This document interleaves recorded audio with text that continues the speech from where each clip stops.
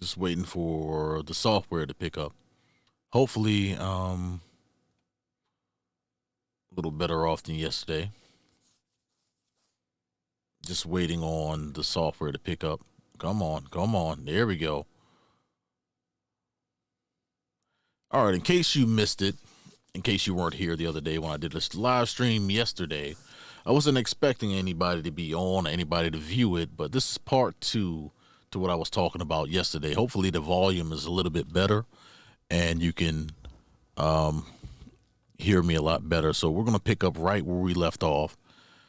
And just got one thing to say here. Previously on The Walking Dead.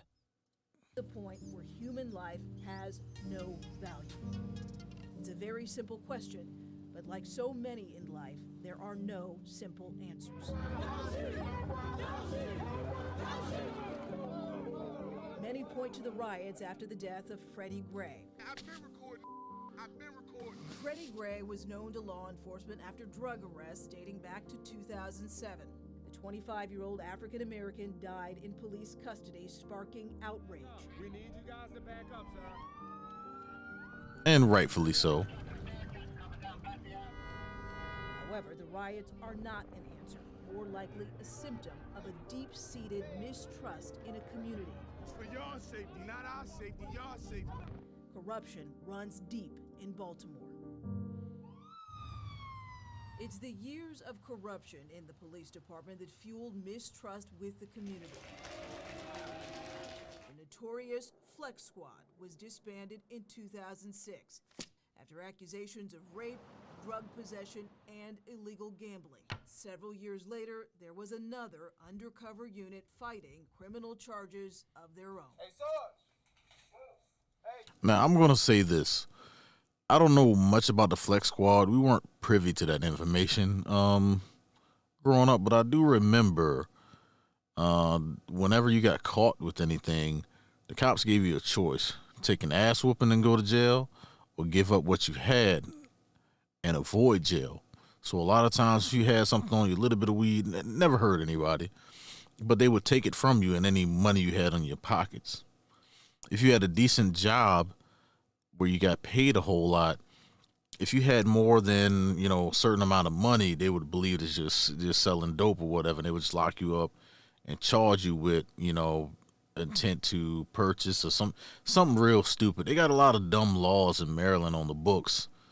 And a lot of people don't know that. Like, I've been telling people about this for years, back when I first joined the Army, telling them about how bad it was, and they didn't believe me. And lo and behold, 20 years later, you get a story like what's going on in the streets right now with the body cams. Thank God they came along, because who knows what else has gone unseen.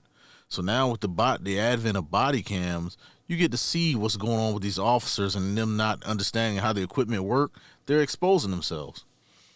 So this is some of the stuff I dealt with when I was a kid. It's insane. Like, I'm glad that a lot of things that I say now are being vindicated, and that guys are getting a fair shake, because they vacated all those convictions and everything as soon as this came out. So it's a good thing that happened. So continuing on. Come downstairs right quick. They're about to get it open. Look at his asshole. Gun Trace Task Force was once held up as a model of a way to get guns off the streets. In reality, they were a group of criminals with badges who spent a good part of their careers framing people for crimes they didn't commit. Then they stole from many of them. Exactly what I was talking about. Before shooting this video, the officers had already cracked the safe and stolen at least $100,000 out of it. Kilos of cocaine that disappeared ended up with a local bail bondsman who sold it for the sergeant of the unit. Are you going to continue to lie to me? Albert Brown is one of the victims of the task force. Look at the bad acting that this dude is doing on his part. Like, and then listen to this lawyer. Severely impinged upon, so it was an egregious case. Officers arrested Brown on drug and handgun charges. The officers drove him a few blocks away and burglarized his home. Brown is one of nearly 24 suing the city for millions of dollars. So far, the city has paid. Now remember, this came out last year. I hope he got his money. But corrupt cops did not start or stop with this unit. In 2017, a year after the task force case ended in convictions, new evidence of new misdeeds behind the badge. Check here. Now let me say this: you would have thought that everybody in the city would have got the memo, but just like anything else, I ain't gonna never get caught. They'll never figure out that it was me. Whatever. The same thing that criminals actually think, and these are also criminals. But the only difference is they got a badge. Now let that sink in for a second. Rules for thee, none for me. When I was telling people about this years ago, as I stated before, nobody believed us. Like, man, they can't all be dirty like that. This is 2 cases in a handful of years. Ain't no telling how many other cases have gone unnoticed, unseen by folks, because before the advent of body cams, it was your word versus the cops. And guess who won on that? Baltimore City police officer was caught on his own body-worn camera in an alley, appearing to put drugs in a can. He then appears to toss it down and bury it under debris. Can you reach in there? Officer Richard Pinheiro is not alone. Pinheiro's body-worn camera records 2 other officers. And the funny thing about this is, you know how stupid this is? There's so much trash all over the place. They didn't stop to think that, unless you specifically spotted this guy sticking a stash in the trash or wherever he got it from, you would have never known to look in that damn can. That can looked like any other can. I seen shit like this in Iraq where they were hiding IEDs and I could barely see them. A good thing we had good equipment that can detect everything, but imagine trying to find, you're talking about drugs. IEDs can be real small. Like they were putting them in soccer balls and you were expected to find this stuff. You mean to tell me that this untrained eye of these cops right here were able to see this and able to spot this? Man, get the fuck out of here. They full of shit. If the DA would have saw that and, would have looked at the area and seen that, how the hell did you spot drugs out of all that trash in a little tin can, a soup can of all things, amongst all that trash? Unless you were sitting there observing the spot, you would have never seen that. So right off the gate, you're full of shit. And then to make matters worse, you caught it on your own body cam. So I hope they got everything that's coming to them. Just feet away, standing by, watching. In that moment, it appears you using our slang and shit, man. Get the fuck out of here. And the fact that their body-worn cameras roll back 30 seconds when activated. Thank you. Whatever the officer was doing 30 seconds before hitting the record button is also recorded. In this case, it's Pinheiro placing suspected drugs in a can, leaving the alley to activate his camera, and returning to the spot where he was just standing seconds earlier. He retrieves it right from the space where he had just put it. Debbie Katz-Levy is with the Public Defender's Office. Our initial reaction was complete shock. A year later, Pinheiro was brought up on criminal charges. He was later convicted of fabricating evidence. In Officer Pinheiro's case, the Baltimore City State's Attorney's Office says it dropped more than 114 cases. My bad, the volume's too low. Issues stemming from the allegations of his misconduct. Cases that put suspected criminals back on the street. The police took. Now, I want y'all to think about the crack epidemic. Now, body cams is fairly new, as anybody can understand. Now, imagine if they had body cams back in the 80s, how many people wouldn't have went to jail? How many people would have been on the streets, not robbed of their fathers and whatnot? The fatherless epidemic that we all have experienced and seen. You say there's a lack of a certain group of men. I wonder. And it also makes sense why so many people fought against it to begin with. There were like groups advocating, we shouldn't have these type of things. We shouldn't have this. We shouldn't have that. Because it compromises. No, it puts you in a compromising position because now you have to be mindful of what you're doing. Now imagine all the folks who spent years behind bars and who continue to serve years behind bars, who are still in jail to this day. because of the corruption that has gone on in the city. Now, I'm going to say the blame goes both ways with parents and the culture we perpetuate, and then the city officials who allowed this stuff to go on. You've seen The Wire. Where do you think they drew their inspiration from? You know, art often imitates life. So this stuff has been going on since before I was born. Oath to protect and serve, but yet they're not to be trusted. Instead of helping the communities, Crap, I don't know why I keep doing that. From planting drugs to illegal arrests, they're doing more than committing a crime. The lives they ruined of so many innocent people, that's one thing you can't get back is time. In a city where drugs, guns, and violence go hand in hand, it's not just corrupt police putting drug dealers back on the streets. Progressive politics from a crusading state attorney are tying That just tells you people getting paid off. Trying to keep the peace. If you don't believe that's true, take a look at this Baltimore police officer body camera video. A broken brake light, a routine traffic stop, and a routine all too familiar to an officer. How much weed you got, man? And this is one of the reasons I switched to LED tail lights. You're not going to tell me my shit is out. I got about 50,000 hours on mine. Is this it? All right. That's a couple years before a brake light goes out. Don't play with me. An ounce is roughly 28 grams, which is double what Maryland law allows most people to And this is carry recent. without being charged criminally. Baltimore City State's Attorney Marilyn Mosby. There is no public safety value in prosecuting marijuana possession. Furthermore, there is no link between marijuana possession and violent crime. In 2019, Yeah, there is. the state Rival attorney crews announced arguing plans over to selling stop weed. prosecuting cases involving simple possession of marijuana. Just put your hands on top of you. In this case of this traffic stop, even at twice the amount that someone can possess for personal use, prosecutors could have chosen not to prosecute. As this traffic stop progressed, the officer found even more marijuana in the car, several pounds in the car. Oh my God! It never ends.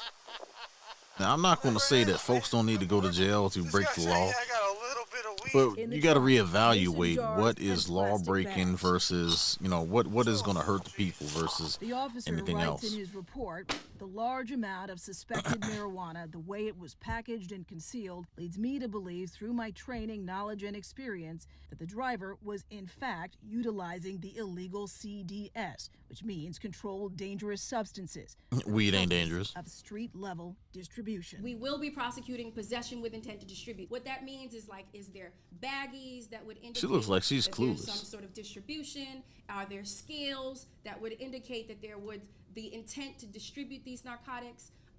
Those are just a couple Weed of is not a examples. narcotic. What the officer fuck notes are they that suspected doing? Marijuana is broken down into different gram increments and in different types of packaging, similar to what City State's Attorney Marilyn Mosby said her office would use to determine. Look at the beads around her neck, right? Haven't you seen this on these people that believe in stones and wishing upon stars?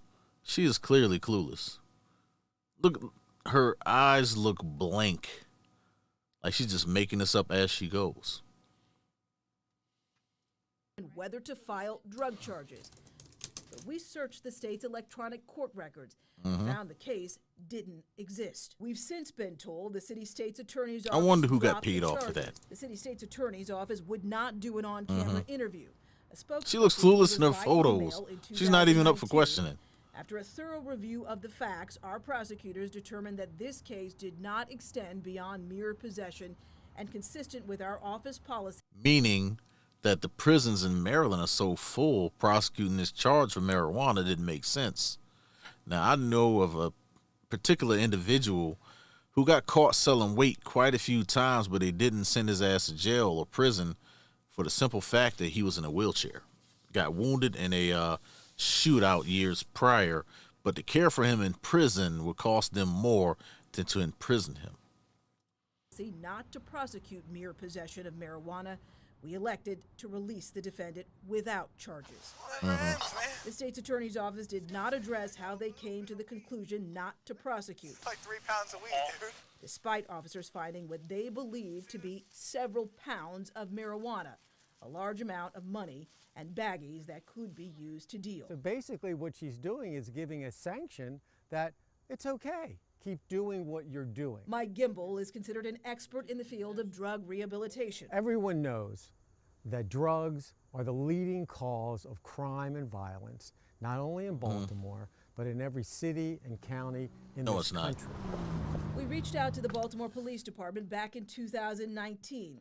Leading cause of crime in Baltimore, in my opinion, is gun violence. And a lot of that is related to the sale of hard drugs, you know, like heroin and so forth. Those are the things that I've seen.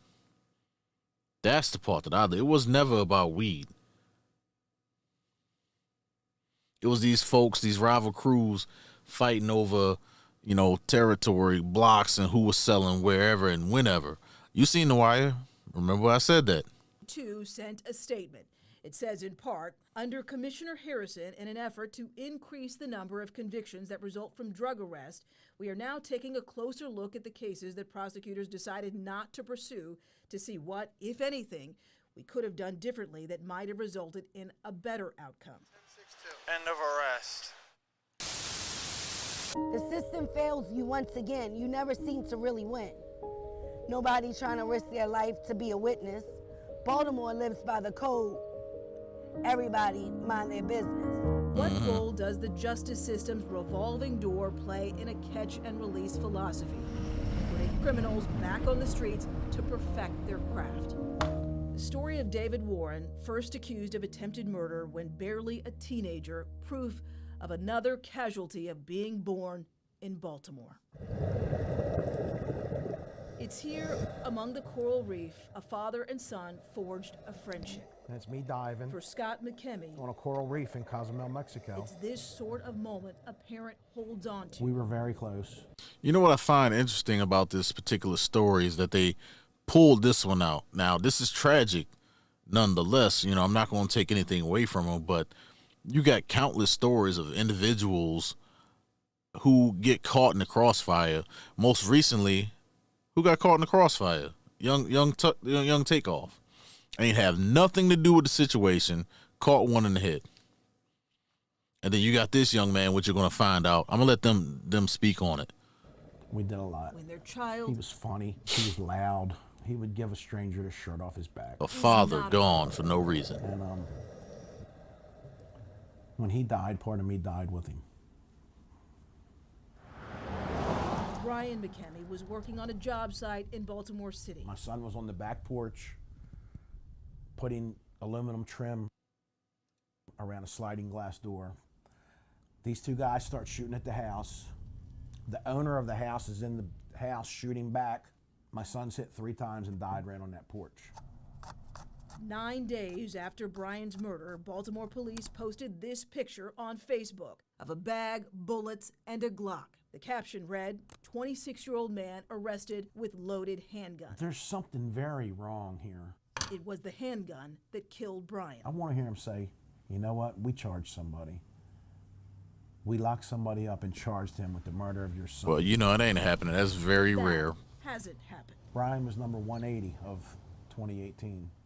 I'll never forget that number. There's a lot about his son's case Scott won't forget, like the man they arrested with the murder weapon, David Warren. Now, knowing what I know, we call them burners. A lot of those burners you would see in the city would either have duct tape on the handle, serial numbers filed off, may even be ghost guns or whatnot. But it was no thing for folks to swap guns and sell this stuff around town and pretend like they ain't got bodies on them, which is the terminology that we used. So you gotta understand that these weapons get passed around quite a bit, even though there's more guns in this country than people. So dude, I'm not gonna say dude did it, because allegedly, I don't know.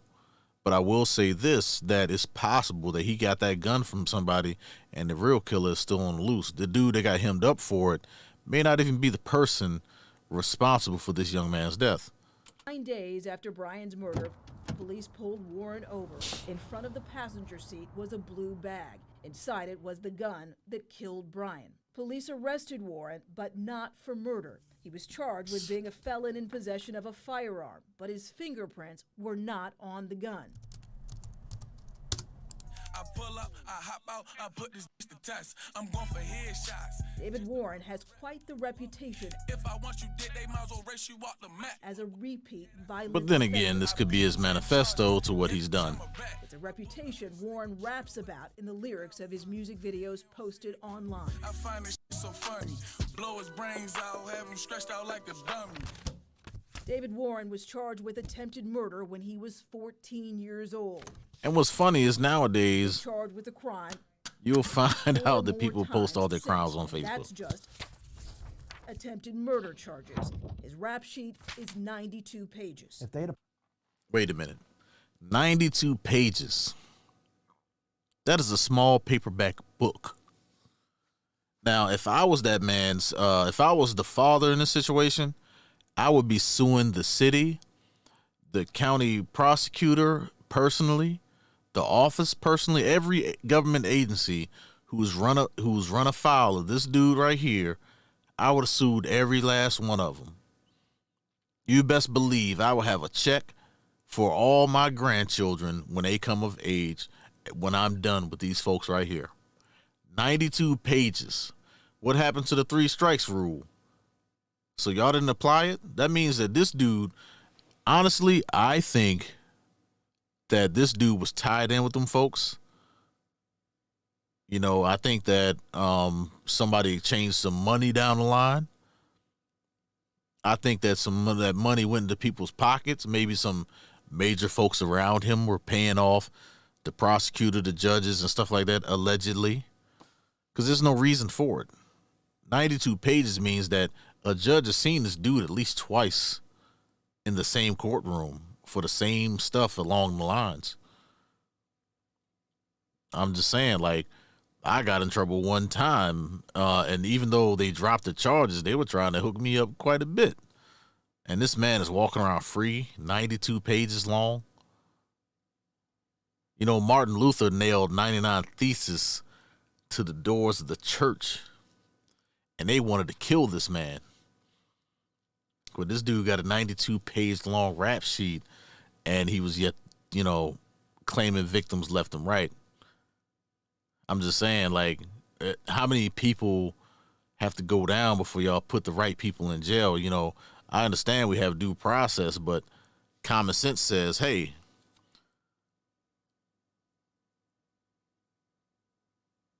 you know, you got to do something, okay?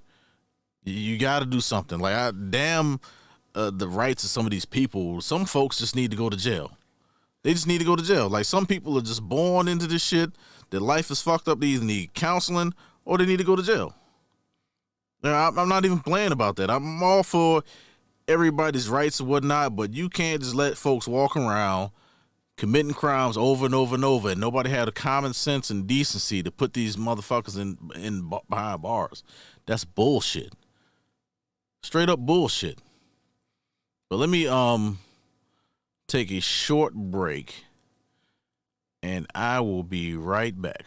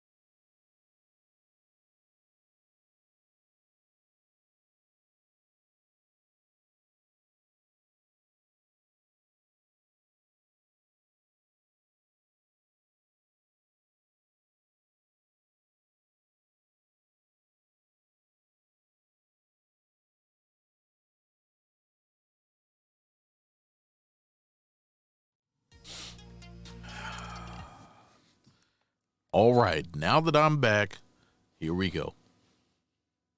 To put him away back then, maybe he wouldn't have been on the street that day. David Warren is someone to me who's an absolute. This is the same thing I just said a few minutes ago. As Baltimore's police commissioner, he held a news conference calling David Warren a hitman for hire. David Warren is a member of the 10 Grand Club in Baltimore.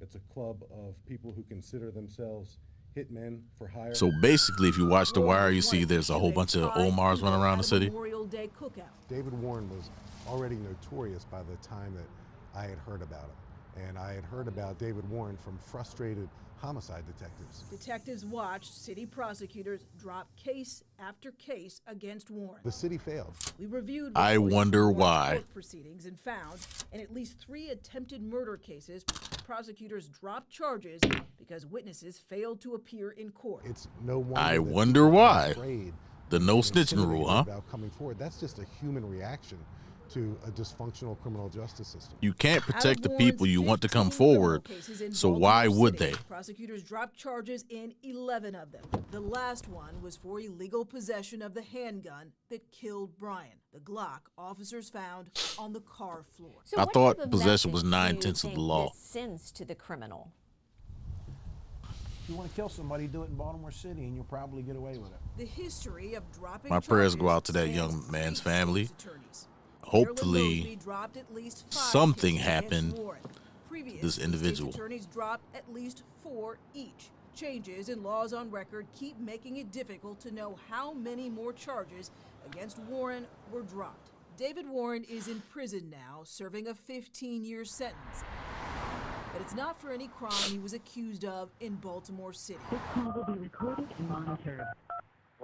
This jailhouse phone caught another shooting. Wow.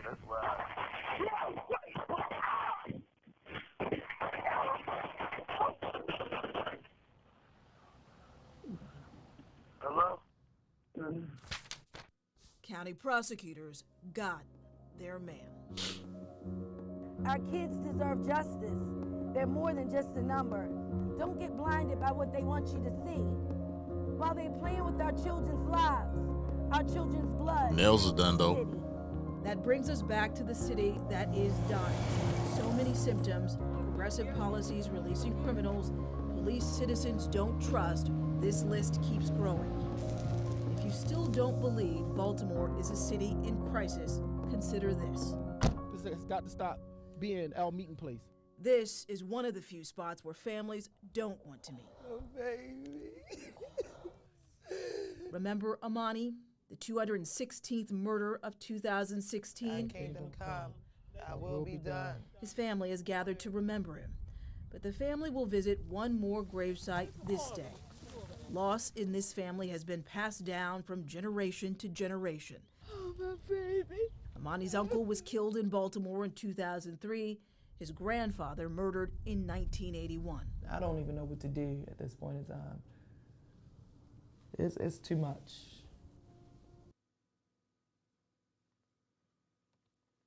All right. So now that you see what's going on a broader scale in society, how do you expect to uphold a society when you can't even get people to respect the laws? Baltimore is a microcosm of what's going on all across America. You got the frustrated youth, unlawlessness, a lack of morals, a declining family structure. You have so many things going on all at the same time and will utterly lead to this small micro society's destruction if it hasn't already. This is one of the reasons why I say the community is done. You're past the point of no return. There is no way you can fix this without blowing up the system completely. It's one of the very few reasons I kind of am glad gentrification happens, because it disperses the undesirables out into the wild to where it's hard for them to gather and meet back up and create more places like this to where this stuff is allowed to go on. Now, I don't know if you noticed that in some of the still images that they showed throughout this documentary, that there was a number of boarded up homes. That has a lot to do with the city's failure to maintain some of these properties, because the city owns a lot of these properties. The lack of infrastructure to repair or replace anything. The fact that folks here don't own anything. And when you don't own anything, you tend not to take care of it. And the few people that did own anything, they sold their property and got the hell on, or let it go fall by the wayside. What's the point of having things? You can't have nice things in places like this where you got to board up or put bars on your windows. It is hard to do. I'll tell you a funny story. One time, me and a friend of mine were watching Power Rangers, right? You know, I used to go to his house. We didn't have cable. Go to his house, and we would watch Power Rangers. You know, he had the floor model TV, then he had another TV sitting on top of it. We were watching this, the windows open, and while we were watching the damn show, a dope fiend, stood on a crate, reached through the window, snatched the TV, and bounced. By the time we got to the front door, when we realized what had happened, that dude was gone. All you seen was ass and elbows hit the corner. His ass was gone. TV gone. Wasn't shit we can do about it. He had to take the L, explain it to his mother. I just went back home. There went Power Rangers for a while, at least until we got a TV at our house. And then I would, sneak him in, before moms got home. We'd watch it and then bounce. That was it. But that is a testament to how bad it is. You can't have nothing. Like, my folks are so gangster with it. Whenever they bought something, I would have to take the boxes and cut them and flip them inside out, tear them up and everything else, and put them in the trash. So we threw away boxes and stuff that we had in our house at night when people couldn't see what the fuck was in the box, but you still had to flip them inside out. See, these are the small nuances of living in the city that nobody really knows about. You never put boxes on the curb or in your trash, because then it was like an advertisement. Oh, this nigga got a brand new TV. Or they got some toys up in that bitch. I've had my house broken into twice. We lived on the 3rd floor. These damn dope fiends would climb up the balconies and break in your sliding glass door. It happened to us twice. And the only thing I could think of was like one of my mother's boyfriends was turned out to be a crack addict. Go figure. Even after I warned her about it, I found a crack pipe, showed it to her. She didn't want to believe me, but life continues on. But we went out to eat one time. We were all together. Came back home. Everything under the tree was gone. That happened to us twice, and I'll never forget that. Who steals from a child? I would learn later, after my mom got fed up with the dude, that when she finally seen the light that the dude was on drugs, not going to work like he was supposed to, she got rid of him. Changed the locks and everything. His ass was gone. Don't care what happened to him. He's probably long gone. But learning, figuring out that he had to be in on it, told his friends, hey, man, hit the house up. We're going to be out, whatever. Like, who does that? Except dudes in Baltimore. Again, not the place to raise children. And as you see the lady on the screen right here, it's hard to have sympathy for folks that have had years of experience dealing with the same thing. They hear the stories passed down through their mothers and fathers and grandparents about what's going on in the city. And like I said, a lot of this stuff is older than I am. And it's the same. The times have changed, but it's the same thing over and over and over. Something has to be done. Nails is done, though. 3 generations lost to extreme violence in Baltimore. Now there's a 4th generation, Amani's son. a child hopefully not sentenced to the same fate of those who came before him. Sadly, the statistics say that he will probably repeat the same thing his folks already gone through. I know her personally. I am her, and she is me, and my story is deep. My son was 22 years old when he was murdered in these streets. His life was taken just like that. Only thing left was memories. A high school graduate, a brother, he was my son, the first one. And when they took his life, my whole body went numb. To see your child lifeless, laying there like they sleep. But now when you say their name, you say rest in peace. My son was an artist. He used his gift with music to share messages to the world. He had a positive impact on a lot of people, and what happened to him he didn't deserve.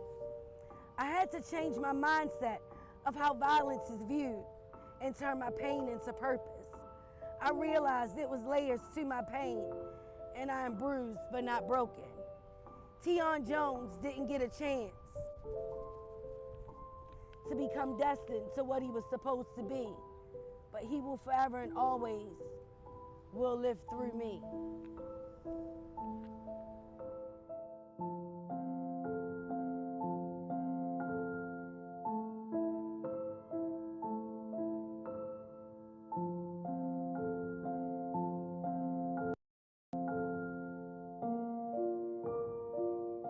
Yeah, my bad. It automatically selects the quality.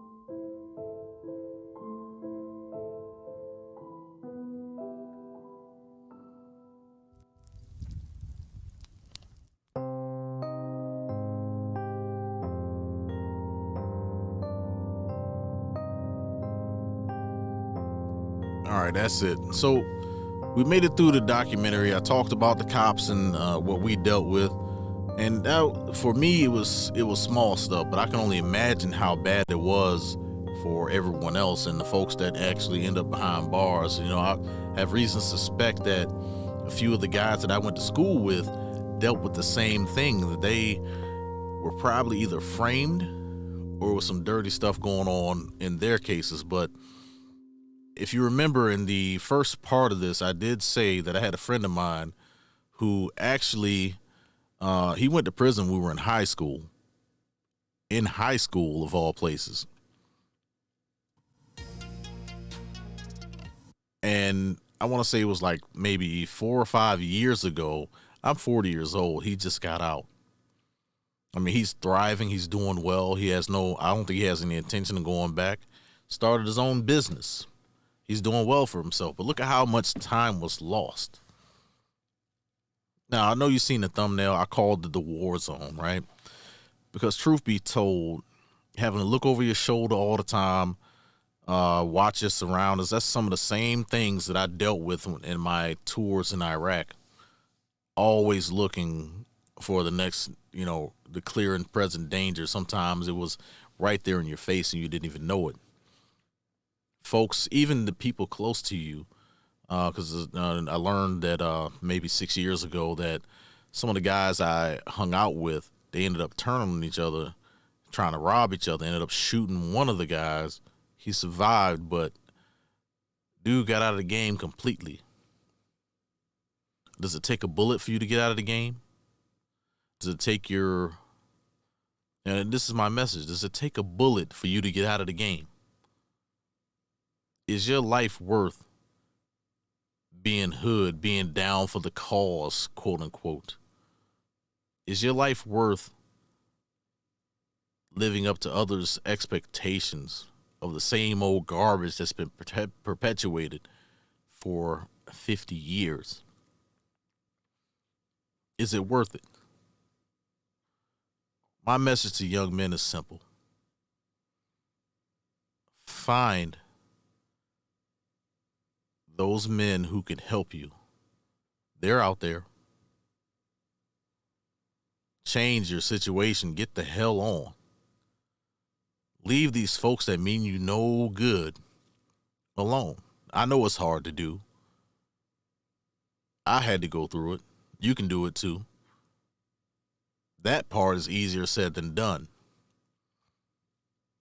Hell, even if you what I did was I joined the service to change my situation. Even if you did that and you came up with a plan, all right, well, I want to be here in so many years.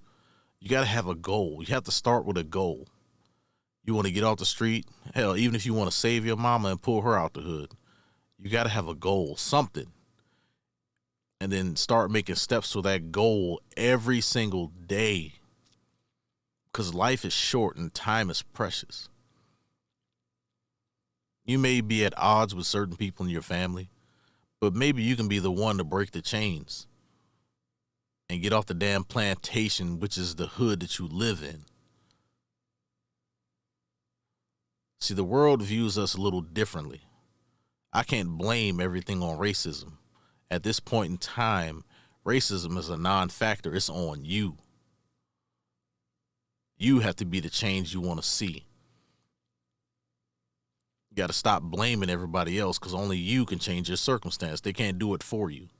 Nobody's going to hand you anything. You're either going to take it or earn it.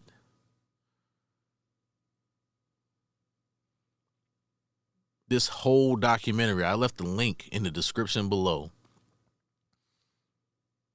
This whole documentary should be motivation to get the hell away from, because there's two types of people. There's black people and then there's ninjas. 90% of the people are good, hardworking folks. Those communities do exist where all this stuff is non-factor. But then there's a whole lot of places just like this. Whether you're talking about Chicago, Detroit, hell, Atlanta, LA, get the hell out of there. Them folks can't do nothing to you if you're not around. And if enough men leave and start moving towards positivity, all the negative folks will be left to their own devices and they will destroy each other. The problem will weed itself out. It's not your job to go off, make something of yourself, and come back and try to fix the place that damn near broke you. You don't owe anybody anything. You only owe yourself. And if your family's too stupid to realize what the hell is going on or change their circumstance, you got to leave them behind and start anew. There's nothing wrong with that. But don't forget where you came from, because forgetting the past is how you repeat the mistakes of the future. Don't let anybody make you stumble, and get rid of the folks that don't add to your life. And don't be around folks if you can't add to theirs. You are valuable. Remember that. But that's all I got for this video. That's my video for today. Please be sure to leave a like down below. Subscribe to the channel because I'm going to keep coming the same damn way. I will share my knowledge to the best of my ability because, just like I said before, it is on us, the previous generation, to sacrifice for the next. And if I don't do this, I'm not doing my part. Help me help you. With that said, I'm out.